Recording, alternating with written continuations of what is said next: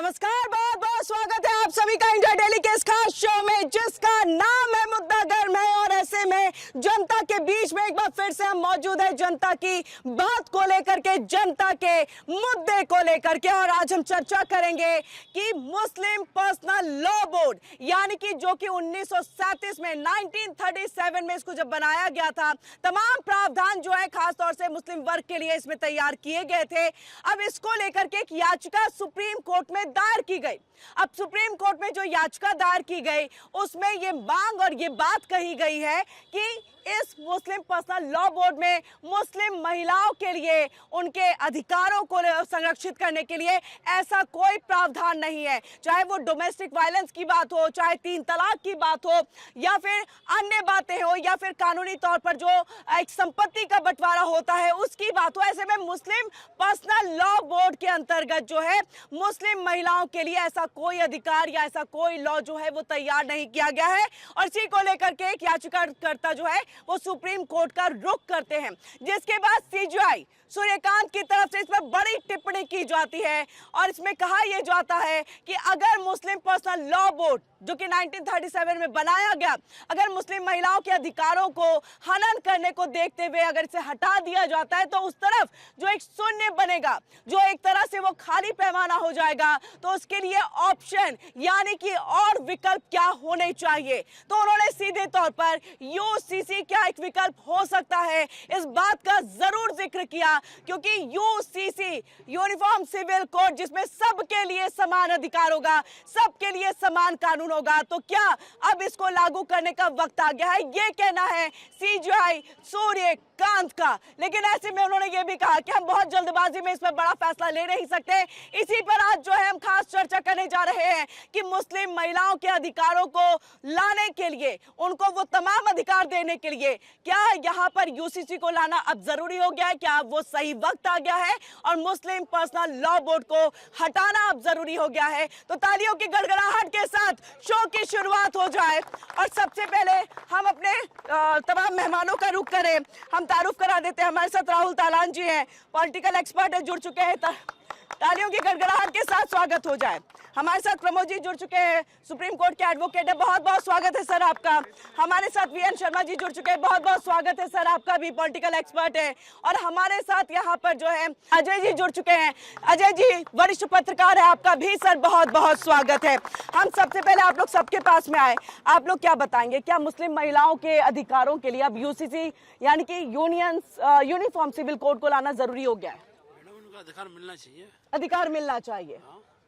और ऐसे में मुस्लिम पर्सनल लॉ बोर्ड हटना चाहिए, उसको खत्म कर देना चाहिए। क्या कहते हैं आप क्या कहते हैं? जी हटना चाहिए और समान अधिकार मिलना चाहिए, समान अधिकार मिलना चाहिए। आप मानते हैं कि समाज में जो है मुस्लिम महिलाओं को जो है वो दर्जा नहीं दिया जाता है, उनके खुद के समाज में नहीं दिया जाता है। तो फिर ये 3 तलाक जैसी चीजें, चली 3 तलाक तो अभी खत्म है, लेकिन अभी भी ये मामले आ रहे हैं सामने, आ रहे होंगे मैम, इस चीज को देखना चाहिए। तो इस चीज को देखना चाहिए। और इसके लिए अगर यूनिफॉर्म सिविल कोड को ला दिया जाए तो संभवतः और ज्यादा उनके लिए बेहतर होगा। जी मैम, बेहतर होगा। चलिए आप क्या कहेंगे, आप लोग? जब भी यूसीसी की बात होती है, मुस्लिम पर्सनल बोर्ड के जितने भी सदस्य हैं, हाँ, सब आ जाते हैं रास्ते पे, और विपक्ष भी आ जाता है। हाँ, ये हमें पे थोपा जा रहा है। और जब 3 तलाक की बात हुई थी तब भी आए थे, बिल्कुल बिल्कुल मना किया था, भाई ये नहीं होना चाहिए, ये हाँ, मेरा अधिकार होना चाहिए, ये मेरे धर्म के प्रति आपने क्यों बोल रहे हो, आप मैं डिसाइड करूंगा कि 3 तलाक में क्या करना नहीं करना हो जाता है।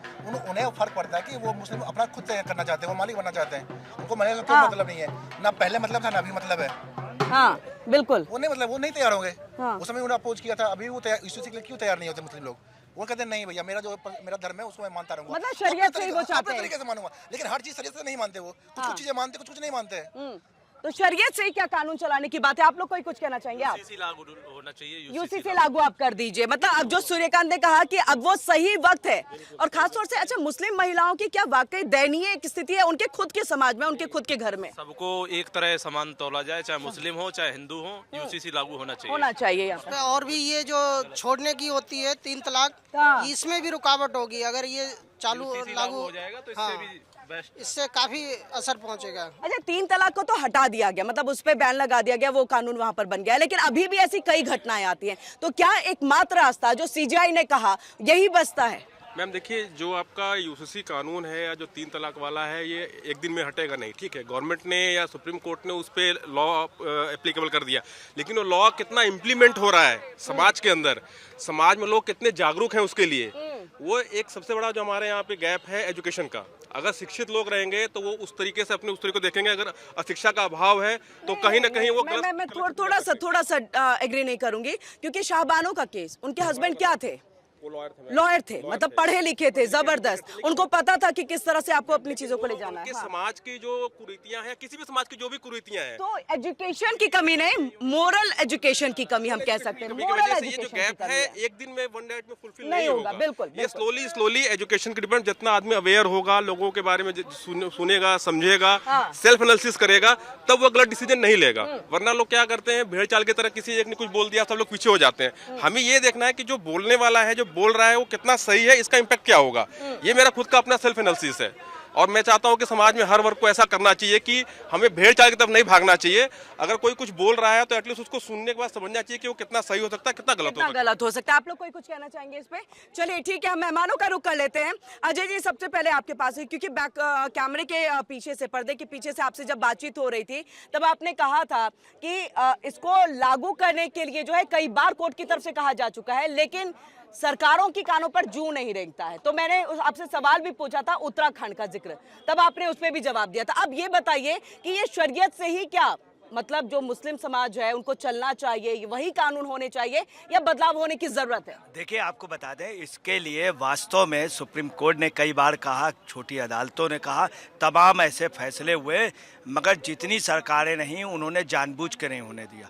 इसमें कोई शक नहीं, भाजपा इसको लाई, मगर भाजपा ने भी लाने में देरी की और इसको लागू कराने में देरी की। सुप्रीम कोर्ट ने स्पष्ट कहा है कि इसको जल्दी से जल्द लागू करें, और ऐसा नहीं कि बहुत जल्दी सारा विचार कर ले, और जो पोजीशन होगी शरीयत और मुस्लिम महिलाओं के लिए, जो जगह खाली होगी उसको भी फिलअप करें। अब क्या है कि ये भी सरकार भी वो ऐसे टाइम पे इसको वो करेगी जिसमें चुनाव आ जाएंगे, तो ये हर एक पॉलिटिकल उसका रहा। मगर आपको बतला रहे हैं कि इसमें अगर सबसे पहला धन्यवाद दिया जाए तो सुप्रीम कोर्ट की जो जस्टिस थी रंजना प्रकाश देसाई, उन्होंने खुद अपनी इंटरेस्ट लिया और वहाँ का गोवा के उसको फाइल कराया, उत्तराखंड के उसको उन्होंने बनवाया। प्रेस काउंसिल ऑफ इंडिया के आज चेयरमैन, उनका बहुत बड़ा योगदान है। चलिए, तो कोर्ट का बहुत बड़ा योगदान रहता है। राहुल जी, मुझे बताइएगा, क्या जो सीजीआई सूर्यकांत ने यहाँ पर कहा कि अगर हम मुस्लिम पर्सनल लॉ बोर्ड को खत्म कर देते हैं, बहुत जल्दबाजी में ये फैसला ले लेते हैं कि कुछ बेहतर होगा, हम विकास की दिशा में बढ़ेंगे, महिलाओं के लिए अच्छा होगा, उन्होंने लेकिन ये भी जिक्र किया, ऐसे में जो शून्य बनेगा उसको कैसे भरा जाएगा? लेकिन उन्होंने साथ में ये भी कहा कि जो विधायिका है उसको यूसीसी की तरफ जाना चाहिए। हाँ। और क्योंकि ये इसका जब संविधान अंगीकार किया गया इस देश में, बाबा साहब अम्बेडकर ने यूसीसी का जिक्र किया, यूनिफॉर्म सिविल कोड का जिक्र किया कि सही स्थिति आने पर इसको लागू किया जाना चाहिए। अभी समाज इसके लिए तैयार नहीं होगा, हो सकता है अभी तैयार ना हो, लेकिन सही स्थिति कब आएंगी? मुसलमानों में कभी भी सही स्थिति नहीं आएंगी, क्योंकि वो विरोध करते रहेंगे। जब किसी के हाथ में पावर होती है ना, वहाँ क्या है कि मुसलमानों में मेल जो है उनके हाथ में पावर है, और वो पावर कभी लूज करना नहीं चाहेंगे, महिलाओं को वो ऐसे ही ट्रीट करना चाहेंगे, तो वो पावर, इसीलिए वो बार बार यूसीसी का विरोध करते हैं, और हर जगह विरोध होता है। उनके लिए पर्सनल लॉ है, लेकिन हिंदुओं के लिए भी पर्सनल लॉ थे, लेकिन जब 1954 में हिंदू कोड बिल लाया गया तो हिंदुओं के पर्सनल लॉ एक साइड हो गए। तो उसके बाद बहुत सारे हिंदू संगठनों ने उस टाइम पे विरोध किया था हिंदू कोड बिल का, लेकिन उसके बाद देखिए कि हिंदुओं में महिलाओं की स्थिति कैसे सुधरी, हिंदुओं में महिलाएं कैसे आगे आई। उससे 1954 से पहले भारत में पॉलीगैमी था, बहुविवाह प्रथा थी कि एक आदमी जब चाहे कितनी भी औरतों से शादी कर सकता है, और वो बस उसके पास पैसा होना चाहिए भरण पोषण के लिए। लेकिन 1954 में जब कोड बिल आया, हिंदू कोड बिल आया, तो उसके बाद ये स्थिति खत्म होती चली गई। आज हिंदुओं में जो महिलाएं हैं उनकी स्थिति बेहतर है मुसलमानों की महिलाओं से। तो उस हिसाब से देखेंगे ये बदलाव आएगा, लेकिन सबसे बड़ी बात है कि मुसलमान इसके लिए तैयार ही नहीं है। वो बोल देते हैं ये हमारे धार्मिक मामलों में हस्तक्षेप है। नहीं, ये धार्मिक मामलों में हस्तक्षेप नहीं है। एक देश के तौर पे भारत की ये जिम्मेदारी है कि वो एक समान कानून सबके लिए बनाए, सबको एक ह्यूमन बीइंग को एक तरीके से ट्रीट किया जाना चाहिए। ये समय के साथ साथ एक राष्ट्र की मजबूती के लिए बहुत जरूरी है। बहुत जरूरी है। यहाँ पर प्रमोद जी ये बताइए, क्योंकि हम आधी आबादी कहते हैं महिलाओं को, हिंदुओं की तरफ से तो उस चीज को, परिवर्तन को एक्सेप्ट कर लिया गया, तो आज हिंदू की महिलाओं को, लड़कियों को देखिए कितना आगे। ऐसे में याचिका जरूर डाली जाती है, 3 तलाक जो है उसको यहाँ पर बैन कर दिया जाता है कि नहीं हो सकता, फिर भी मामले सामने आ रहे हैं। अब ऐसे में ये कि मुस्लिम पर्सनल लॉ बोर्ड या मुस्लिम समुदाय, मुस्लिम संगठन इस बात को तो मानने को तैयार नहीं रहेंगे कि आप इसको खत्म कर दीजिए, वरना तो उनका वर्चस्व खत्म हो जाएगा। देखिए, सबसे पहले ये जानना जरूरी है कि यूसीसी है क्या। ये है समान नागरिक संस्था, जैसा कि नाम से है कि ये जितने भी भारत के नागरिक हैं सबके लिए बराबर का जो है एक कानून हो, उसको कहते हैं। अब आप खुद सोचिए कि कोई कोर्ट में जा रहा है, अब उसका एक ही चीज के लिए, जैसे अब शादी के लिए है तो शादी के लिए अब हिंदू के लिए अलग जज हो रहा है, उसके लिए अलग कानून बन रहा है, मुस्लिम के लिए अलग जज बन रहा है, अलग कानून हो रहा है, क्रिश्चियन के लिए अलग जज है, अलग कानून है, पारसी के लिए अलग जज है, अलग कानून है। तो इस तरह का विविधता जो है भारत के संविधान के टोटली विपरीत है। आप भारत का संविधान का जो जिस्ट देखिएगा, जो मेन है मौलिक अधिकार, वो भारत का संविधान का जो अनुच्छेद 14 और 15 है, वो कहता है समानता का अधिकार है, everyone is equal before law. दूसरा कह रहा है कि जो संविधान में भारत के जो नागरिक हैं, वो चाहे वो जाति के हो, धर्म के नाम पे हो, लिंग के आधार पे हो, सब बराबर है, कानून सबको बराबर देता है। ये नहीं है कि कोई एक भिखमंगा आ जाएगा या गरीब आ जाएगा तो उसके लिए अलग कानून हो जाएगा और एक अमीर आ जाएगा तो उसके लिए अलग कानून होगा।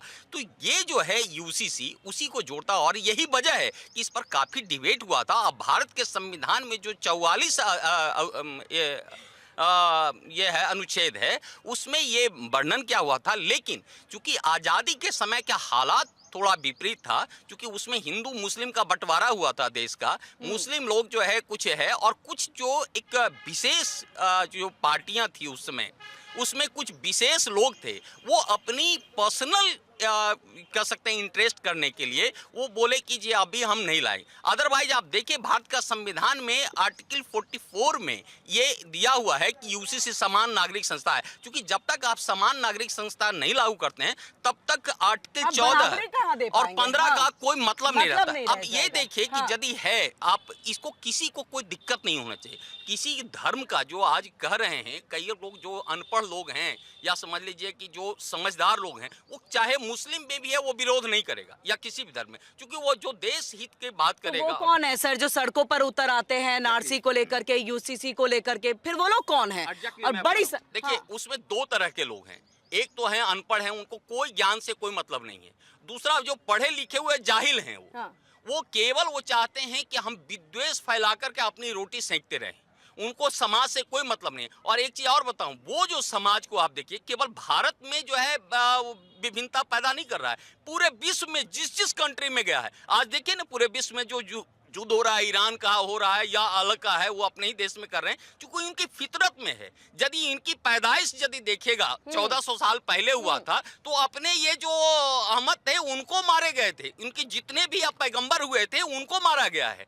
तो आप ये देखिए इनकी डीएनए में है, इनके जीन में है कि ये बिना काटे पीटे नहीं कोई मिलेगा तो अपने लोगों को काटना, अपनी बीवी को काटना शुरू कर देगा, अपने बच्चे को काटना शुरू कर देगा, अपने समाज को काटना, सिया सुन्नी में लड़ना शुरू कर देगा। और यही हो रहा है आपके वक्त में, यही हो रहा है वीरेंद्र शर्मा जी। मतलब बात यहाँ पर जब इन्होंने पूरी दुनिया की तो उसी का हम जिक्र यहाँ पर कर लेते हैं।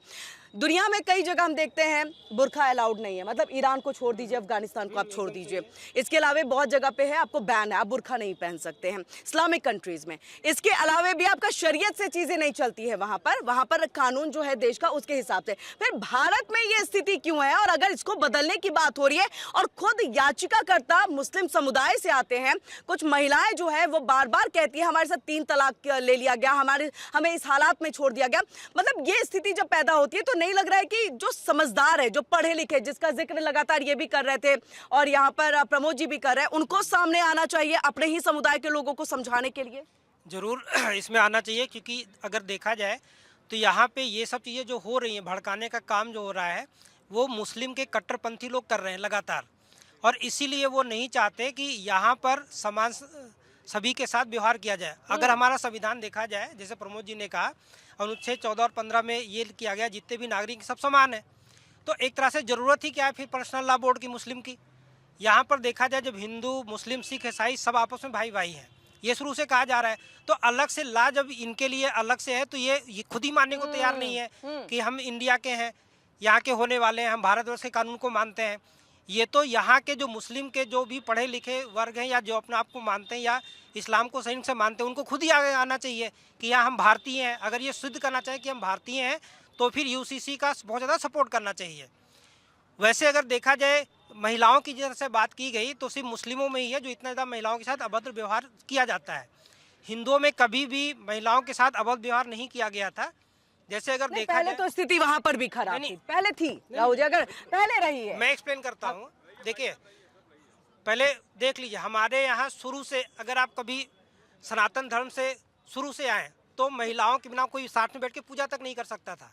ये तो बीच में जब मुस्लिम के आक्रमण हुए और चीज़ें बहुत ज़्यादा भ्रांतियाँ फैली, हमारे यहाँ अगर देखें संस्कृत में भी लिखा गया है, सुधीरा जना यत्र युद्ध वीरा शरीर अर्पणे ना पिरच्छन देशम और स्वजा मानो रुक्ता सुशील स्नार्या प्रियम भारतम तत् सदा श्लाघनीयम।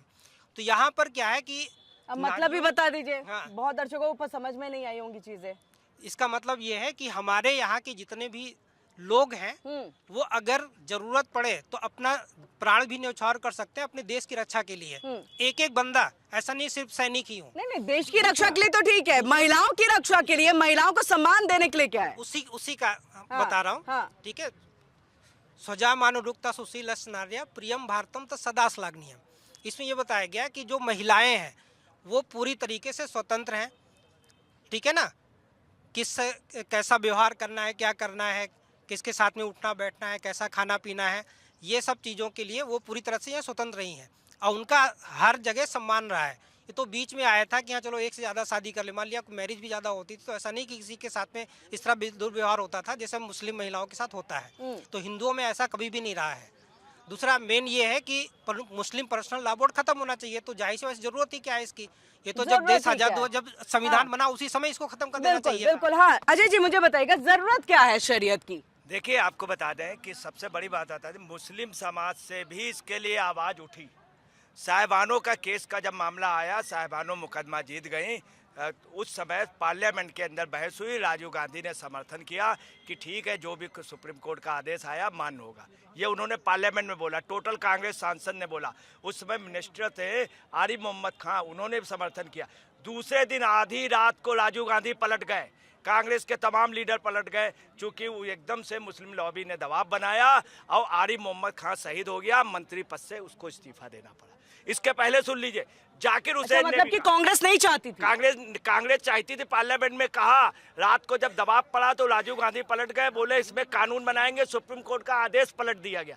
तो आपको बता रहे हैं मुस्लिम उसमें जब भी सुधार का हुआ है तो सरकारों ने अधिकतर आपको बतलाना है कि मुस्लिम उसका फेवर किया और शरीयत को लागू कराने पे सरकारों का बहुत योगदान रहा, खासतौर से कांग्रेस का और जनता दल का, भाजपा का इसमें योगदान है। दूसरी आपको बता, जाकिर हुसैन, ऑनरेबल जाकिर हुसैन देश के राष्ट्रपति थे। उन्होंने एक यूनिवर्सिटी में कहा कि वास्तव में महिलाओं की स्थिति खराब है और इस पर कुछ होना चाहिए, मैं इस पर विचार करूंगा, मैं सांसदों से कहूँगा। कुछ ही दिन बाद वो एक्सपायर हो गए उनका। फखरुद्दीन अली अहमद ने कहा, मैडम से कहा कि साइन मैं नहीं करना चाहता हूँ 25 जून 1975 के इमरजेंसी में। उन्होंने थोड़ा डिले किया मगर मैडम से उनकी हिम्मत नहीं हुई। उसमें एक सीनियर आईएएस गई जिन्होंने खास तौर से ये एक्ट लाए हैं। आरटीआई के लाने में सबसे बड़ा योगदान उनका है, आईएएस का। उन्होंने रिजाइन कर दिया और उस समय भी बात हुई तो उनका पता। फखरुद्दीन अली अहमद कुछ दिनों बाद रहस्यमय परिस्थितियों में मर गए, जाकिर हुसैन का। दूसरी आपको हिंदुस्तान के इतिहास में अभी तक पार्लियामेंट में जो सबसे ज़्यादा देर तक बोले हैं वो व्यक्ति हैं, उनको भी यही हुआ, करीम अली छागला। उन्होंने शिक्षा मंत्री थे, उन्होंने कहा मुस्लिम महिलाओं के लिए होना चाहिए, पार्लियामेंट में बोला और करीम अली छागला को शिक्षा मंत्री पद से हटा दिया गया। सबसे अधिक सबसे अच्छा वो बोले।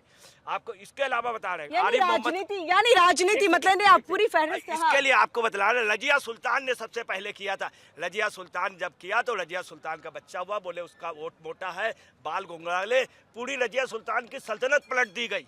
अफगानिस्तान से लेके ब्रह्मा तक उसका शासन था। सिर्फ इतनी सी बात उसने समान उसके लिए कह दी।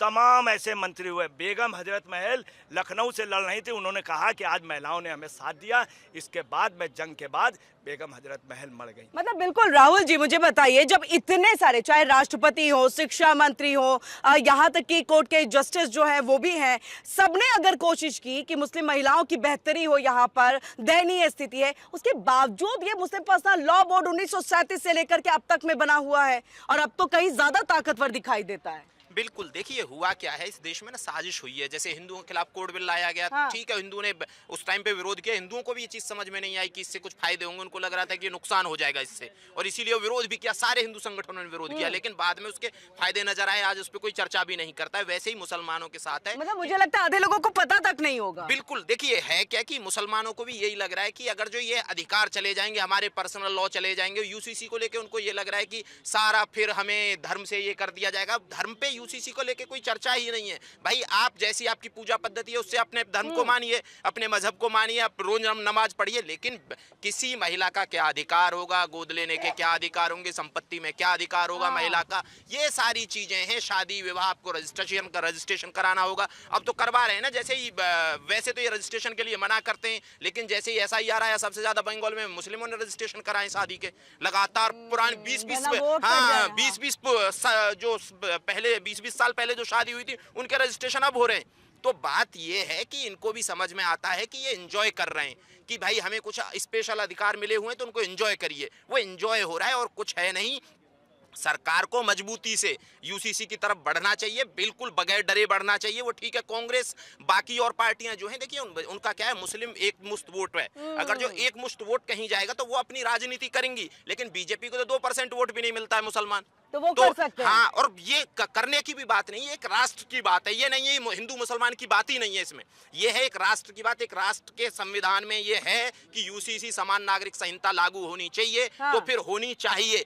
अगर जो इस देश के जिन्होंने संविधान बनाया, बाबा साहब अम्बेडकर, संविधान सभा ने कुछ सोच समझ के यूसीसी लागू की संविधान में डाला होगा ना, और पूर्व की जो आने वाली सरकार है उन पे छोड़ दिया कि भाई अपनी विवेक को आप इस्तेमाल करते हुए इसकी जरूरत पड़ेगी, इसीलिए आप इसको लागू करिए। लेकिन अभी तक की हमारी सारी की सारी सरकार नाकामयाब साबित हुई है। इस मामले में मुझे कहने में कोई गुरेज नहीं है कि सरकारों को जो स्टैंड बहुत पहले ले लेना चाहिए था, वोट बैंक की वजह से वो स्टैंड नहीं लिए गए हैं। और इस देश की सुरक्षा के साथ, इस देश की एकता के साथ और इस देश की महिलाओं के साथ खिलवाड़ है। और जिस दिन महिला जागरूक हो गई ना, तो ऐसी लोगों को सत्ता में आने नहीं देंगी, वो मुस्लिम महिला सही, वो हिंदू महिला सही। जब आप अपनी 50% आबादी को अधिकार ही नहीं देने की बात करते हैं, अधिकार ही नहीं देंगे, तो महिला आपको वोट ही क्यों करेंगी? ये देखिए हो क्या रहा है, अभी भी भारत उस सोच से बाहर नहीं निकल रहा है कि महिला जो है 2M दर्जे की नागरिक है। महिला, जबकि संविधान ये कहता है कि कोई भी ह्यूमन बीइंग, महिला हो, पुरुष हो या थर्ड जेंडर हो, वो बराबर है सब इस देश के कानून के सामने। लेकिन महिलाओं को भी अब ये समझना होगा कि संविधान ने बराबर का अधिकार दिया है,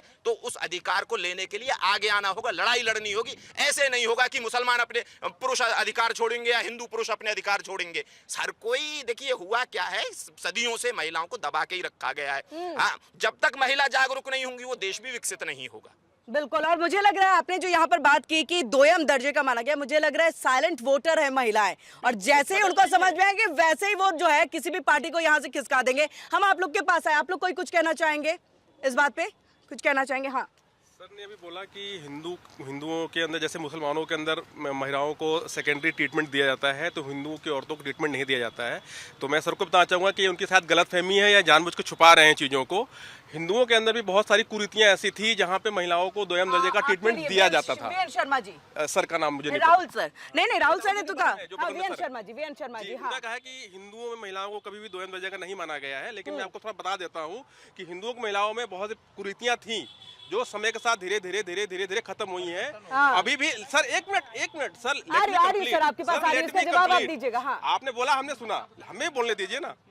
तो हम ये कह रहे हैं कि अभी भी 100% खत्म नहीं हुआ है। हाँ ठीक है, जो पहले 100% होता था अब वो 75 से 70% पे खत्म हो चुका है, लेकिन अभी भी 25 से 30% चीजें हैं। वो डिपेंड ऑन द आपकी सोच पे डिपेंड करता है कि आपकी मानसिकता कैसी है, आपकी समाज में रह रहे हैं और आप कहाँ तक देख पा रहे हैं, विजुलाइज कर पा रहे हैं। तो वो समय के साथ होगा। और रही यूसीसी कोड की बात है, तो यूसीसी कोड ठीक है, धर्म से ऊपर सबसे पहले इंसानियत होती है और हर इंसान को उसके समान अधिकार के मिलना चाहिए। मिलना चाहिए वो किसी भी हाँ। देश का नागरिक हो। जी हाँ। समान सारे को मिलना चाहिए, यूसीसी लागू होना चाहिए और ये टाइम है लागू नहीं, करने उससे ज्यादा बड़ी बात यह है क्या मुस्लिम पर्सनल लॉ बोर्ड जो कि शरीयत से कानून चीजें चलती है वो खत्म होना चाहिए। का। बिल्कुल खत्म होना चाहिए और ये देखिए उनका वो पर्सनल एजेंडा है, अगर वो खत्म नहीं करना चाहे ना करे, लेकिन हमें नहीं लेकिन फिर तो आप यूसीसी नहीं मानेंगे ना। लेकिन संविधान की नजरों में किसी के पर्सनल लॉ की कोई वैल्यू नहीं होनी चाहिए, है ना। वो उनपे नहीं छोड़ा जा सकता है। ऐसे तो फिर आप वो अगर जो देखिए है क्या, अगर जो बात शरिया की होगी फिर तो वो शरिया के जो कानून है, जो क्राइम पे जो कानून है उनको लागू क्यों नहीं करते हैं। वो तो चाहिए उनको आईपीसी के कानून, लेकिन जब और बाकी इंजॉयमेंट के लिए चाहिए पर्सनल लॉज या शरिया के कानून। जैसे ही आप शरिया में तो ये भाई चोरी करने पे हाथ काट दो, कटवाते क्यों नहीं है मुसलमान? कोई नहीं कटवाता है। वो बोलते हैं तब तो वहां अदालत के सामने जाएंगे, लेकिन 3 तलाक के सामने काजी के सामने जाएंगे। ये जो भेदभाव हो रहा है ये गलत है। ये गलत है, ये गलत है हाँ। कहने का मतलब ये है कि जो आपका शरीयत का कानून है उनका पर्सनल मैटर है, लेकिन जो भी कोई है, कोई भी धर्म है, इस संविधान से ऊपर नहीं है। हाँ बिल्कुल। लेकिन वो तो शरीयत को संविधान से ऊपर मानते हैं ना। वो उनकी मैम दोयम दर्जे की सोच है। तो बस इसी वो का- अपना क्या करते हैं, पर्सनल एजेंडा सेट करने के लिए उनको जहां फायदा होता है वो उसको यूटर्न ले बस लेते हैं। इसी का जिक्र उन्होंने किया, यानी कि एक देश के विकास के लिए फिर एक समान कानून होना चाहिए। आप क्या उनको जिसमें कंफर्ट मिलता है हाँ। वो अगर नहीं मानते संविधान को तो सीधा पाकिस्तान भेज दो, रहने के लिए योग्य नहीं है यहाँ पे। चलिए, मतलब बीजेपी की भाषा है, बीजेपी आ रही हो आज जी आपके पास। आपसे वो सवाल जो बोला गया था। हाँ हाँ उसका जवाब दूंगा। देखिए होता क्या ना कि हम बात करते हैं कि अगर आपने जैसे बोला आपने 100% बातों को मान लिया सीधे सीधे, कभी भी 100% कोई चीज़ फॉलो नहीं होता। हमने जो बात की वो है कि हिंदू मुस्लिम में अगर देखा जाए तो मुस्लिम में ये अक्सर होता ही होता है, लेकिन हिंदुओं में अक्सर ये देखा नहीं जाता। ऐसी घटनाएं छुटपुट आती हैं कहीं पर कि हिंदू महिलाओं के साथ कोई इस तरह से चीज़ें हो रही हैं, वो पर्सनल समाज में विद्यमान नहीं है। दहेज प्रथा के नाम पे कितनी महिलाओं को जला नहीं दिया गया है। नहीं बिल्कुल है तो है। मतलब- देखिए हिंदू हो चाहे मुस्लिम हो, आप देखिए ना, दहेज हाँ, प्रथा हाँ। के नाम पे कितनी महिलाओं को जला दिया जाता है। आए दिन देखिए ये होता है, लेकिन इसमें लगातार घटनाएं कम होती आ रही हैं धीरे धीरे। लोग भी जागरूक हुए हैं। होल्ड कर देते हैं, बोलते हैं कि 8वीं के पास तो पढ़ने नहीं जाएगी। हाँ। आप ऐसे कैसे बात कर रहे हैं सर? बोलते हैं कि जी नहीं जी, लड़की है, क्या करेगी, ज्यादा पढ़ करके ज्यादा पढ़ लेगी तो उसके लिए पढ़ा लिखा लड़का चाहिए, ज्यादा दहेज देना पड़ेगा। ये सब कुरीतियां आपके समाज में नहीं है। कुरीतियां हैं, लेकिन उनका कहने का मतलब ये है कि जो परिवर्तन है, या फिर जैसे सती प्रथा को खत्म किया गया, बाल विवाह को खत्म किया गया, अब ये भी चीजें धीरे धीरे, अब इसके लिए कोई भी हिंदू संगठन जो है वो आवाज नहीं ये उठाते। चीज एक समाज की कुरीति। मैंने जो बात किया था वो इस पे बात किया था कि ला हमारा हिंदू में हाँ। क्या चीज है, मुस्लिमों में क्या है, क्योंकि बात हो रही मुस्लिम पर्सनल लॉ बोर्ड की। हाँ, उसी रेशियो पे बात हो रही है जी। उसी पे बात किया। ये हाँ। चीज जो समाज की कुरीतियां हैं वो तो हिंदू मुस्लिम अलग, वो हम सबका काम है मिल करके, खाली सरकार नहीं दूर कर पाएगी। हम सब मिलकर सोच तो वाकई सोच तो हमें ही बदलनी है ना, सोच तो हमें ही बदलनी है। जय जी हाँ। देखिए आपको जी। बतला दें कि हाँ। इसके लिए सर सैयद साहब ने भी कोशिश की थी, जो अलीगढ़ यूनिवर्सिटी बनवा रहे थे। उन्होंने जब किया तो उनको बहुत शरीयत के लिए मतलब शरीयत के साथ महिलाओं को अधिकार मिले, तो उनको इतना बुरा सबक मिला कि उन्होंने फिर जेंट्स के लिए किया। एक सांसद थी नूर बानो मुरादाबाद की, बहुत अच्छी सांसद थी, सभी लोग उनका सम्मान करते। दूसरा कांग्रेस की एक नेता थी मोइसरा किदवई, निश्चित तौर पे यूपी की चीफ मिनिस्टर बनती। अटल बिहारी वाजपेयी विपक्ष के लीडर ने कहा था कि ऐसी योग्य महिला बने। उनकी सिर्फ एक गलती थी कि उन्होंने कह दिया कि शरीयत से बड़ा नुकसान हो रहा है, मुस्लिम महिलाओं के लिए कुछ सोचे। वो नूर बानो को रामपुर की जनता ने बिल्कुल किनारे कर दिया। वहां से किसको ले जाए? आजम खां को, क्योंकि आजम खान ने उनकी इसी बात को पकड़ लिया। तो दूसरी आपको बता रहे हैं कि सबसे बड़ी बात आ रही, जो ये बिल पास हुआ है इसमें भी कई खामियां आई। जैसे उत्तराखंड में लागू हुआ, उत्तराखंड में क्या हुआ कि लोगों ने रजिस्ट्रेशन कराया, तो उत्तराखंड के बच्चों के लिए उनके माँ बाप को बड़ी खुशी हुई, चलो उन लोगों ने रजिस्ट्रेशन करा लिया, जैसे भी शादी कर ली, ठीक। अब उसमें एक और बड़ी खामी आ रही है जिस पे विचार होना चाहिए, लिव इन रिलेशनशिप वालों का भी रजिस्ट्रेशन हो रहा।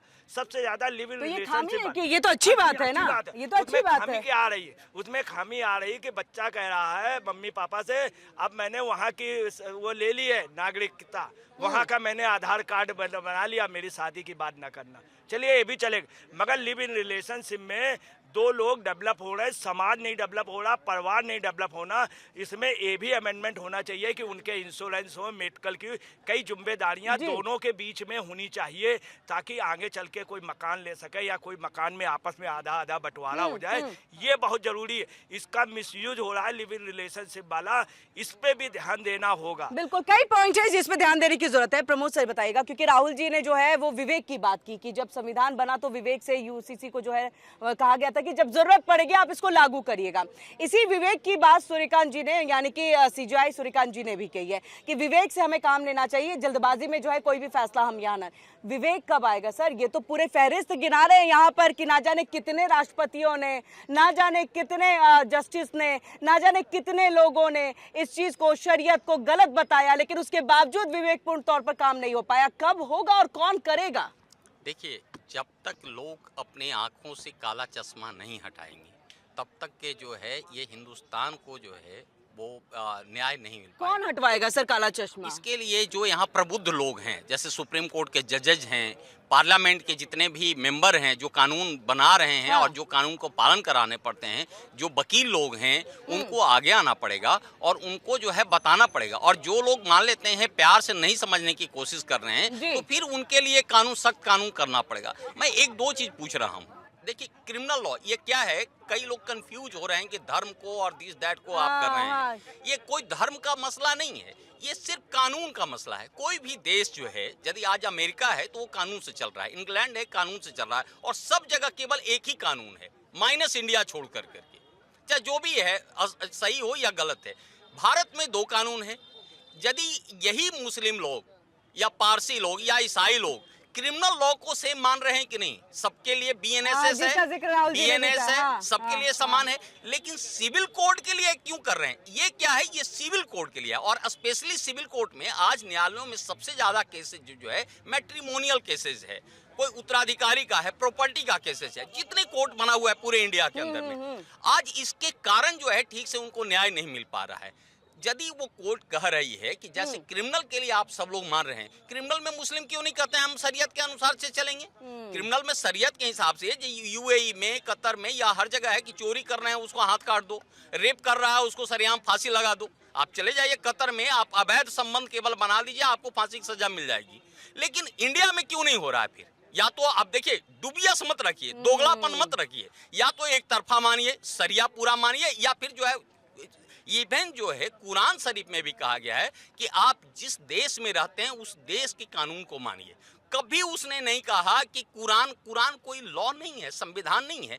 एक तरफ आप कहते हैं हम संविधान को मानेंगे, दूसरी तरफ जहां कहते हैं हम शरिया को मानेंगे, तो वहां उसी तरह से है जैसे मीठा मीठा गप गप और कड़वा कड़वा थू थू। जो उनके पसंद का चीज है तो वो तो हम मान लेंगे संविधान के हिसाब, पसंद नहीं है। आज हम पूछते हैं कि जो गरीब सारे आवास ले रहे हैं कि नहीं, सारे राशन ले रहे हैं कि नहीं, गरीब का फायदा हो रहा है कि नहीं, तो उसमें तो शरिया आप नहीं देख रहे हैं कि हमको भीख नहीं मांग रहे हैं, आप जो ये ले रहे हैं तो वो धर्म के विरुद्ध में है। लेकिन आप वो कर रहे हैं, हज करने जा रहे हैं, हज में साफ लिखा हुआ है कि आप किसी के मेहनत के पैसे से आप जो है हज करने जाइए, किसी के खैरात के पैसे से मत जाइए। वो बिल्कुल अधर्म है, बिल्कुल उनके है, आप उसको नहीं पालन कर रहे हैं क्योंकि वो दे रहा संविधान वो कर रहे हैं। तो सवाल ये है यहाँ सबसे बड़ी चीज कि अपने फायदे के लिए दोगले वाली नीति को हटाना होगा और संविधान को आपको अपनाना होगा। संविधान में साफ कहा है वो 44 में, और यही वजह है कि माननीय सुप्रीम कोर्ट ने जो है बारंबार ये कह रहा है कि अब वक्त आ गया है, क्योंकि उस समय की परिस्थितियां अलग थी आजादी के समय का,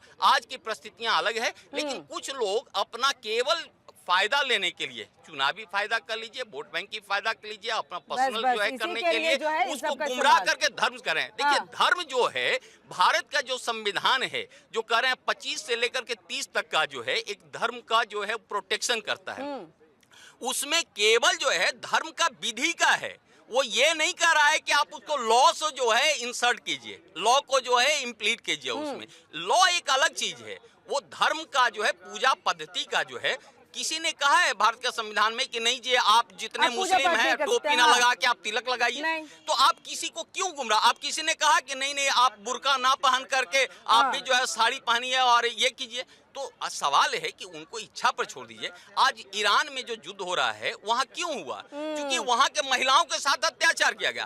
कायदे से देखा जाए तो जो मुस्लिम के जितने लोग हैं मुस्लिम महिलाओं के साथ ही अत्याचार कर रहे हैं। वो हिंदू या ईसाई या जैन या सिख या उसके साथ अन्याय नहीं हो रहा है। आप सोचिए कि जो बहुसंख्यक वहाँ के लोग हैं, जो मुस्लिम महिलाएं हैं, मुस्लिम बच्चे हैं, कई लोग यतीम हैं। आज देखिए सबसे ज्यादा गरीबी का वजह यही है कि उनको प्रोटेक्शन नहीं मिल रहा है। उनको लॉ, वो समझते हैं कि लॉ नाम का कोई चीज ही नहीं है। आप उनको बिल्कुल अंधेरे में रह रहे हैं, उनके सामने आप पर्दा डाले हुए हैं। देखिए, आपसे बातचीत करते करते एक बयान मैंने यहाँ पर निकाल लिया है और ये बयान है मुफ्ती इस्माइल नदवी का बयान, और मुझे लग रहा है बहुत फेमस हुआ था, जिसमें तमाम बीजेपी के प्रवक्ताओं की तरफ से प्रतिक्रिया भी सामने आई थी। राहुल जी, इसका यानी कि जो अभी हमारे देश में चल रही हैं चीजें, संविधान वो सब कुछ गलत है, जो हमारा अल्लाह तय करेगा, जो उनका फैसला होगा वही यहाँ पर जो है मान्य होगा। ये किस तरह का बयान है? और अब संविधान से ऊपर मतलब खुलेआम ये तमाम चीजें आप कह रहे हैं, और सीजीआई कह रहे हैं कि आप यहाँ पर जो शून्य पैदा होगा उसकी जगह पे देखिए कैसे करना है, विवेक से काम। अरे हटाइए, काम खत्म करिए, यूसीसी लागू करिए। देखिए, ये सरकार यूसीसी लेके आएगी। एक चीज मैं क्लियर कर देता हूँ कि ये तो इम्पोर्टेंट है ना। ये सरकार, देखिए बहुत सारे ऐसे कानून हैं जिन पे कोई चर्चा नहीं करता था। 370-35 पे कोई चर्चा नहीं करता था और बोलते थे कि झंडा तिरंगे को उठाने वाला कश्मीर में कोई दिखाई नहीं देगा। महबूबा मुफ्ती बोलती थी। 370-35 से कहाँ गया किसी को नहीं पता है। कांग्रेस ने खूब बोला कि हम लेके आएंगे वापस। कांग्रेस कहाँ गई किसी को नहीं पता है, और कांग्रेस कब आएगी कांग्रेस को भी नहीं पता है ना। दूसरी चीज, 3 तलाक ठीक है, अभी भी ये चर्चा जारी है 3 तलाक पे कि भाई अभी भी महिलाओं को वो अधिकार नहीं मिल रहे हैं, वो 3 तलाक दिए जा रहे हैं, ये ठीक है, लेकिन फिर भी ये कानून की नजर में अब एक तरीके से क्राइम है। तो अगर जो सरकार ने कुछ इनिशिएटिव लिए हैं और यही सरकार लेगी, देखिए पता चलेगा आपको किसी दिन आप नींद से जागेंगे और एक नोटिफिकेशन आएगा कि यूसीसी लागू होगा इस देश में और सरकार सदन में चर्चा कराने की तैयारी कर रही है। उस दिन कोई कुछ नहीं कर पाएगा। बस इस देश के लोगों को एकजुट रहना है। देखिए है क्या कि आप बहुत सारे लोग ये बोलेंगे कि सरकार महंगाई पे चर्चा नहीं करती है, इस पे चर्चा नहीं करती है। ये ऐसी चीजें कि इन पे चर्चा हो जाएगी, महंगाई पे चर्चा हो जाएगी, नौकरियों पे भी चर्चा हो जाएगी। इस देश की इकोनॉमी बढ़ रही है, लेकिन इस देश को जो तोड़ने के बीज बोए जा रहे हैं, पहले उन पे रोक लगाने की जरूरत। पेड़ पनपे ही नहीं, उन पेड़ों को पैदा होने से पहले काट देना पड़ेगा। ये जो आपने लाइन कही, ये देखिए बिल्कुल इस इस्माइल नदवी जो है उसके बयान से हमारा इस मुल्क में अप्रोच गलत रहा। आप समझिए, मतलब बीज जो आप बोने की बात कह रहे हैं वो इससे देखिए ऐसे लोगों को मैं बताता हूं कि ये है क्या, इस देश के हिंदुओं का अप्रोच गलत रहा। जब ये देश बंटवारा हो रहा था, ये धर्म के नाम पे बटा हुआ देश है, लेकिन आज भी हिंदू बोलते हैं कि मुसलमान हमारे भाई हैं। अगर जो भाई होते तो धर्म के नाम पे देश को नहीं बांटते। अगर जो भाई होते तो जो यहाँ से गए हुए या पाकिस्तान में जो रह रहे थे वहां हिंदुओं को नहीं मारते, उनका कन्वर्जन नहीं होता। भाई होते तो वहां महिलाओं के साथ जबरदस्ती रेप नहीं होता, लड़कियों को उठा के जबरदस्ती कन्वर्ट नहीं किया जा रहा होता, ना बांग्लादेश में हो रहा होता भाई होते तो। यहाँ के हिंदुओं को ना गलत फहमी है कुछ। ये कांग्रेस ने ना इतनी सारी चीजें पढ़ा दी गई हैं। गंगा जमनी तहजीब, मैं तो ये बोलता हूँ गंगा भी हिंदुओं की पवित्र नदी है, जमुना भी हिंदुओं की पवित्र नदी है।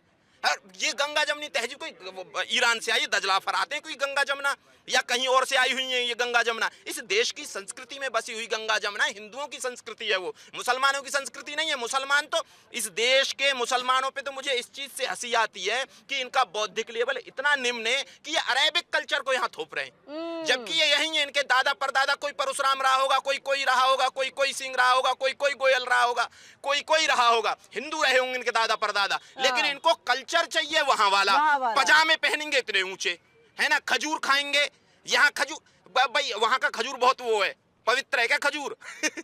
और ऐसे खजूर को खाते हैं। मैं ये बोल रहा हूँ भैया, इस देश का कल्चर भी, इस देश में नारियल होता है, नारियल क्यों नहीं खाते हैं आप? नारियल से क्या दिक्कत है? बाकी और देश के लोगों को जो और संस्कृति हैं, जैसे इंडोनेशिया है, इंडोनेशिया को आज भी अपने पूर्वजों पे गर्व है, लेकिन यहाँ के मुसलमान अपने आप को सीधा कनेक्ट करते हैं ये देखने में। आपके लिए कह दीजिएगा, खाने पे भी पाबंदी लगाएंगे क्या? देखिए ये हैं क्या, ये हैं हमारे जैसे कलर के, ब्राउन है, और इनके ना सारे के सारे रिलेशन किससे? ये बोलते हैं हम तो अफगानिस्तान से आए हुए, उस गाजी के साथ आए थे, और ये बोलेंगे कि हम तो वहां से आए थे, इस्तांबुल से आए थे, यहाँ से आए थे, तुर्क थे। अरे तुम्हारी शक्ल बता रही है तुम कितने तुर्क हो। तुम यहीं की मिट्टी में पैदा हुए, यहीं की मिट्टी में मर जाओगे, और किन किन कब्रों में सड़ोगे पता भी नहीं चलेगा। कितने गाजी कब्रों में सड़ रहे हैं, वो हिंदुस्तान का आज तक कुछ नहीं कर पाए। वो बहुत सारे गाजी आए थे। हिंदुस्तान आज भी एग्जिस्ट है, हिंदू संस्कृति आज भी एग्जिस्ट कर रही है। तो ये जो अल्लामा इकबाल ने इनके, वो तो पहले भारतीय था, फिर पाकिस्तान में चला गया, वो देशद्रोही था। उसने एक वो लिखी थी कि कुछ बात है कि हस्ती मिट्टी नहीं हमारी, सदियों रहा है दुश्मन दौरे जहां हमारा, रोमा मिस्र यूना सब मिट गए जहां से बाकी, मगर है अब तक नामो निशान हमारा। तो हमारा नाम और निशान देखिए, मिस्र मिट गया, रोमा मिट गया, यूनान मिट गया और पारसी मिट गए और मेसोपोटामिया मिट गया, लेकिन हिंदू संस्कृति वहां सिंधु घाटी सभ्यता से चली हुई हिंदू संस्कृति आज भी फल फूल रही है।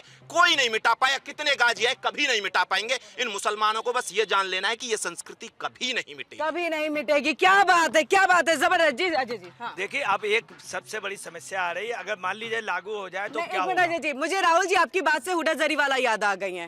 वो बहुत बताती है कि मैं कहाँ से हूँ। देखिए, अब मेन बात ये आ रही है, जैसे भाई साहब ने कहा किसी भी दिन आप सुबह सुनेंगे यूसीसी बिल लागू हो गया, आपको उसके बाद असर क्या होगा? सर कब सुनेंगे? बहुत जल्दी सुनेंगे, बहुत जो जल्दी। ही चुनाव होंगे उसके जल्दी ही सुना जाएगा। अब इसका असर क्या होगा हम आपको बता रहे हैं, पूरे देश में कहीं कोई बवाल नहीं होना, कुछ नहीं। इससे बहुत बड़ा धारा 370 था। मैं आपको बता रहा हूँ, मैं व्यक्तिगत रूप से नहीं चाहता था कि 370 हटे। मेरा अंदाजा था कि कश्मीर भारत से अलग हो जाएगा, मैं सोचता था, मगर मैं बड़ा ताजुब मान गया कैसे कोई कुछ बोला नहीं। कांग्रेस का जिसको विप जारी करना था वो सबसे पहले उठा, मेरा समर्थन। मायावती का पहला समर्थन, बता दूसरे। अब क्या होगा जब लागू हो जाएगा? आपको बता, सबसे ज्यादा जो बवाल होते हैं, दंगे होते हैं, कहाँ हो सकते थे? गोवा में।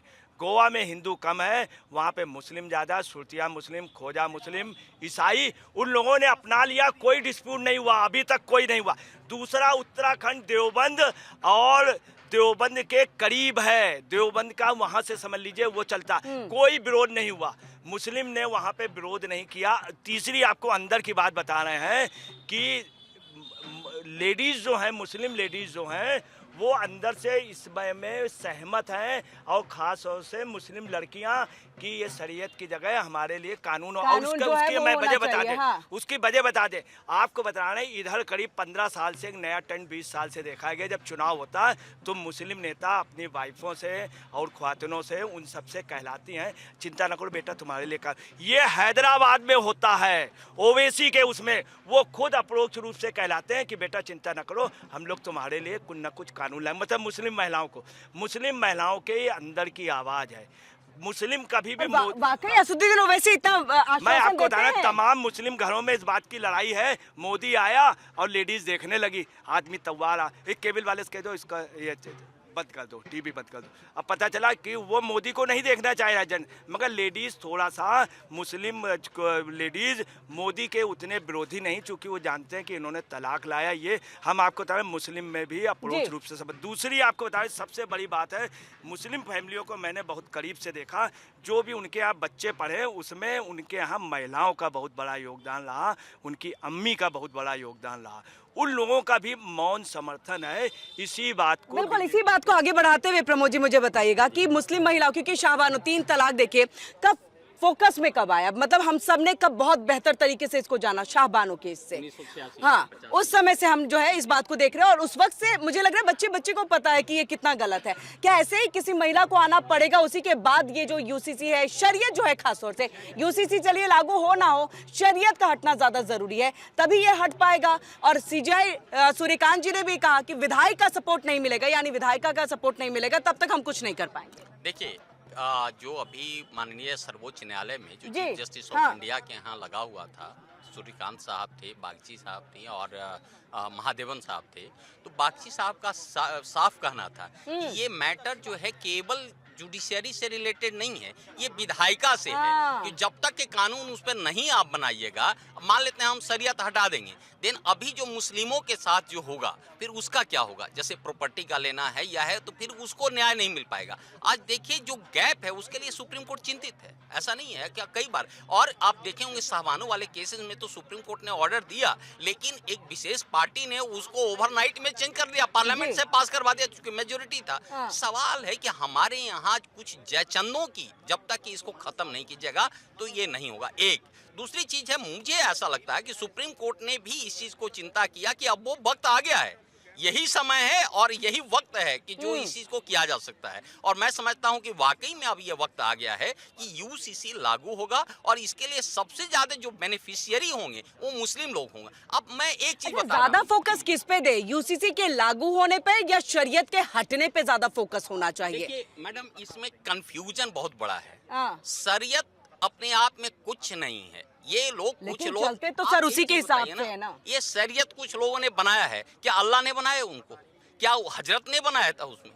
कुल आप पर्दा डाल कर रखिए, कोई देखेगा नहीं। और उनका देखिए हमेशा दूसरा रवैया है, एक तरफ आप पर्दा करेंगे, दूसरे तरफ बिल्कुल नग्न होगा। अब जितने भी आप फ्लैश ट्रेडिंग जहां पे हो रहा है, 18 साल से कम उम्र है, क्योंकि उनके साथ क्या है, उनके यहाँ कहना है साहब कि जैसे ही मेंसुरेशन होता है आप शादी कर दीजिए, जबकि भारत का संविधान ये कहता है कि जब तक लड़की का 18 साल से कम उम्र होगा आप शादी कर देते हैं, वो शादी नल एंड वाइड हो जाता है, आप नहीं कर सकते हैं। इसका मतलब है कि आप शरीयत के नाम पे, शरिया के नाम पे आप भारत के संविधान के साथ खिलवाड़ कर रहे हैं। तो ये जो वैक्यूम है, ये जो डिफरेंसेज है, उसको ही दूर करने के लिए, चूंकि देखिए कानून का काम होता है, और खास करके सुप्रीम कोर्ट का काम होता है संविधान को कायम रखना, संविधान कानून सबको मिलना, ये उत्तरदायित्व। और उसी संविधान को या कानून को एग्जीक्यूट कराने के लिए सुप्रीम कोर्ट इसमें काफी चिंतित है कि जब आर्टिकल 44 में यूसीसी दिया हुआ है, जैसे आप क्रिमिनल में लॉ सबके लिए बराबर है, तो सिविल लॉ में भी खास करके जो विवाह है हाँ। उसके बाद तलाक है, तलाक के लिए देखिए लोग पहले क्या होता था, 3 तलाक, 3 शादी किए हुए हैं, तलाक कर दिए, घर में ले लिए, जबकि तलाक का प्रोसीजर अलग है। ये क्या हुआ था, अंग्रेजों ने, ये अंग्रेज के पहले का, जो भारत का आजाद था, आजाद के पहले का ये कानून बना हुआ था, और अंग्रेजों ने ये केवल बनाया था, जो आप शरीयत और इसकी बात कर रहे हैं, आप ये देखिएगा कि 1800 पहले इवन जो मुगल साम्राज्य भी था तब भी ये लॉ नहीं था। ये केवल हुआ है अंग्रेज जब आया है, अंग्रेज जब देखा कि अब हमारी दाल गलनी नहीं हुई, और यूएन को जब ट्रीटी हुआ और ये कहा जो उपनिवेशवाद है उसको खटाओ, तब देखा कि हम यहाँ पर कैसे कब्जा करेंगे, तो वो डिवाइड एंड रूल को पॉलिसी करने के लिए वहाँ मुस्लिम को अलग कर दिया, क्रिश्चियन को अलग कर दिया, ये ईसाई को कर करके वहाँ औरत और मर्द को जो है डेविएट कर करके और शरीयत कर दिया। वैसे ये कुछ नहीं था। अब बताइए, भारत आजाद हो गया है, ये तो नहीं है प्रतंत्र है। आप प्रतंत्र वाली जो लॉ है, आप खुद कह रहे हैं कि शरिया लॉ कब हुआ है, 1935 में हुआ, भारत आजाद हुआ 47 में, तो आप अंग्रेजों वाले कानून को क्यों पालन कर रहे हैं भाई? आप क्यों कंपेल कर रहे हैं कि हम अंग्रेज ने जो बना दिया, जब उनके आईपीसी को हमने हटा दिया तब तो हमें ये भी हटा देना चाहिए, सारी चीज को जब हटा दिए। तो मुझे ये नहीं समझ में आ रहा है कि जो मुल्ला लोग या ये कह रहे हैं बरेलवी वाले या इसमें कि आप शरीयत हमारे, अरे बाबा, जो भारत का संविधान में जो आर्टिकल 25 है और उससे 30 तक के है, वो धर्म का आपका विधि के लिए किया हुआ है कि आपका जो पूजा पद्धति है, आप नमाज कीजिए, आप जो है रोजा रखिए, ये रहिए। ये नहीं है कि कानून का है कि किसी को रोजा के नाम पे या किसी को आप रेप कर दीजिए, किसी को आप जो है कब्जे रखिए। कोई भी धर्म उसकी स्वच्छंदता और स्वाधीनता के लिए होता है, स्वतंत्रता के लिए और क्रश करने के लिए नहीं होता है। और यदि कोई क्रश के लिए होता है तो समझिए कि वो धर्म हो ही नहीं सकता है। अपनी फजीहत क्यों करवाए? आप थोड़ा विकास कीजिए, सोच को बड़ा कीजिए, और औरतों को भी समान अधिकार औरतों को दीजिए। देखिए, बात एक राजनीतिक तौर पे आ रही है। प्रमोद जी ने बड़ी बात यहाँ पर कही कि ये कुछ लोग हैं, जयचंद हैं, जो इसका इस्तेमाल कर रहे हैं सिर्फ अपने चुनावी स्टंट और चुनाव को जीतने के लिए। ये जयचंद कौन है? क्योंकि अगर वोट बैंक के तौर पर हम देख ले तो कुछ ऑपोजिशन के ही पार्टियां हैं जिनको इसका फायदा मिलता है। बीजेपी को तो जैसे राहुल जी ने कहा कि 2-4% ही वोट जो है वो मिलते होंगे। अब ऐसे में कौन यहाँ पर इस्तेमाल कर रहे हैं? और क्या इस बात को जो है मुस्लिम समुदाय के लोगों को भी समझना चाहिए कि शरीयत को बार बार रखे रहने के लिए इन्हीं सब लोगों का सबसे ज्यादा हाथ है? हाँ, देखिए, मेरे ना बहुत ढेर सारे मुस्लिमों से भी बात हुई है, तो मुझे ये समझ में आया कि यहाँ इस्लाम जो है ना पूरा 2 टाइप का है। एक वो है जो अल्लाह के धर्म को मानते हैं, दूसरा जो मुल्ला के धर्म को मानते हैं। ठीक है ना, ये 2 अलग-अलग। तो जो मुल्ला के धर्म को मानते हैं वो शरीयत के नाम पे उल्टा सीधा जो मन में आए करते हैं, ऐसे ही लब जिहाद करते हैं। अगर ये सही से अगर अपने धर्म को भी मानते हैं ना, तो इतना ज्यादा फजीहत नहीं होती, इतना ज्यादा कट्टरता नहीं आती। तो इसलिए हर तरीके से यूसीसी लागू कर देना चाहिए पूरी तरीके से। और बहुत लोग डरते हैं कि ऐसा हो जाएगा, वैसा, ऐसा कुछ नहीं होने वाला है। हम 370 में भी तो डरे थे, 370 में डरे थे, और 3 तलाक में भी डरे थे। तो यहाँ पर एक हमारी बात हुई थी हाजी कल्लू। सबसे डर तो लगा था जब राम मंदिर की प्राण प्रतिष्ठा या फिर उस समय जो कोर्ट का फैसला आना था, वो डर था सबसे बड़ा। हमारी ढेर सारे मुस्लिमों से भी बात हुई है। एक थे हाजी कल्लू अंसारी जी, मेरी उनसे करीब 5 घंटे बात हुई। तो उन्होंने भी ये बातें बताई, कही कि देखिए, हम लोग रियल में यहाँ के जितने भी मुसलमान हैं वो सब के सब हिंदू ही हैं। हमारे पूर्वजों से गलती हुई तो हम आज मुसलमान बन गए हैं।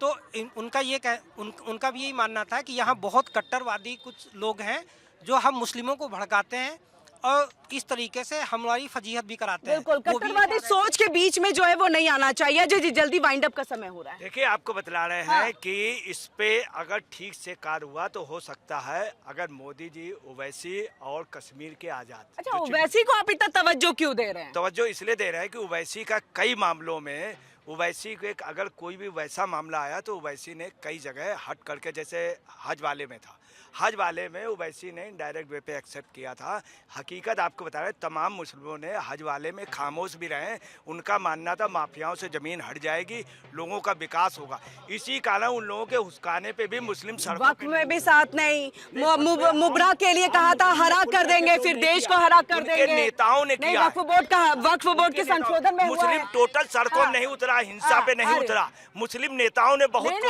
वैसे ही उतरे थे। सारे के सारे मुसलमान नेता चाहते हैं मुसलमान अनपढ़ हैं तभी वो वोट बैंक रहेंगे। अगर जो इंडिपेंडेंट सोच वाले हो जाएंगे तो अपनी तरीके से वोट देंगे। राहुल गांधी संविधान लेके घूमते रहते हैं, लेकिन उनको ये नहीं पता इसी संविधान में यूसीसी का जिक्र है और उसी से यूसीसी को लागू करवाने के लिए उनके मुंह से बोल तक नहीं निकलती है। जी हाँ, अब देखिए, आपको बतला दें कि जहाँ तक ये फीलिंग की बात अभी हो रही थी, धर्म के हर मजहब में महिलाओं के प्रति हमेशा उपेक्षा की गई है। जी। आपको बताएं जानबूझ के महिलाओं का क्या हुआ, महिलाओं के लिए क्या हुआ कि जैसे एक सेकंड, जैसे मुस्लिम महिला तो उसकी नाक छेद दी जाएगी, इसलिए ताकि पता चल जाए मुस्लिम है।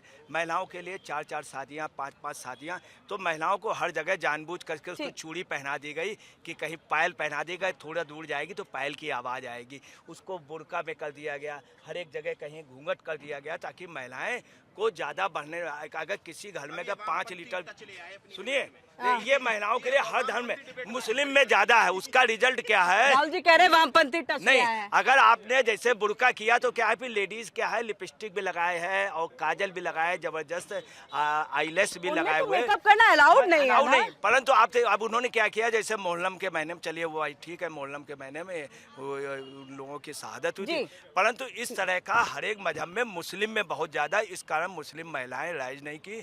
जिस भी समाज में महिलाओं को समान अधिकार नहीं दिया वो पिछड़ गया। पारसी और यहूदी इसलिए राइज किए, वहाँ पे अधिकार दिए गए। सिख इसलिए राइज किया गया, महिलाओं को आपको बता दें उनके यहाँ जो बहू के हिसाब से प्रॉपर्टी का डिवीजन हुआ है, बहू के हिसाब से, इसलिए यानी समान अधिकार देना, संपत्ति में समान जो है वो समानता होनी चाहिए। ये तमाम ऐसी चीजें हैं जब महिलाओं को इसी वजह से जो है आगे बढ़ाया जाता है, उनको वो तमाम अधिकार जो है वो दिए जाते हैं। हिंदुओं में भी और बाकी समुदाय में भी देखा गया है, लेकिन वहीं पर मुस्लिम समुदाय में मुस्लिम महिलाओं के लिए मुस्लिम लॉ बोर्ड की तरफ से ऐसा कोई प्रावधान नहीं है। कहीं ना कहीं उनको दबा दिया गया, उनके अधिकारों को यहाँ पर पूरी तरह से खत्म कर दिया गया और यही वजह है कि सीजेआई सूर्यकांत की तरफ से ये कहा गया है अगर इसको खत्म किया जाए तो एकमात्र विकल्प कुछ है, तो वो है यूसीसी को लागू करना। रुकेंगे एक छोटे से ब्रेक के लिए। आप सभी का बहुत बहुत शुक्रिया हमारे साथ यहाँ पर जुड़ने के लिए और तमाम इस बहस को यहाँ पर करने के लिए। रुक रहे एक छोटे से ब्रेक के लिए। इंडिया डेली पर खबरों का सिलसिला लगातार जारी है।